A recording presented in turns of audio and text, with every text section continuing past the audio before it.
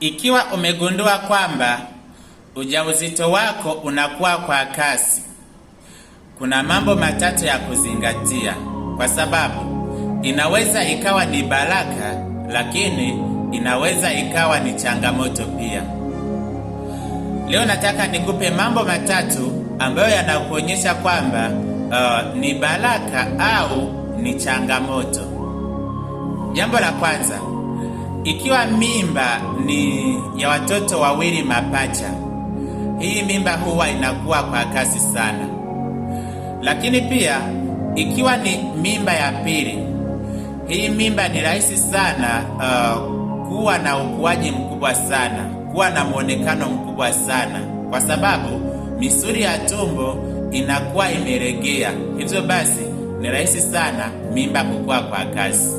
Lakini jambo la tatu, na ni muhimu sana na inaweza ikawa ni changamoto kubwa sana pia, ni kisukari cha mimba. Kisukari cha mimba kinatokea pale ambapo mabadiliko ya homoni yanaenda kuathiri seli za homoni ambazo zinahusika na insulini. Tunakumbuka kwamba insulini inaposhindwa kufanya kazi vizuri, kisukari kinaanza kuingia kwenye damu, kwa sababu insulini ndio inayohusika kubalance kisukari mwilini. Na ndio maana wanawake wengi sana baada ya kujifungua kisukari kinaondoka.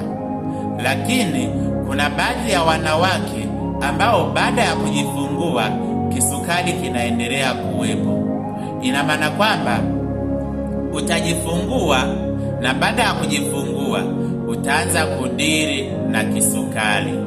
Hivyo basi, ikiwa unapitia dalili hizi, mimba kukua kwa kasi, jitahidi sana ufike kwenye vituo vya afya ili kujua kwamba ni changamoto au ni baraka.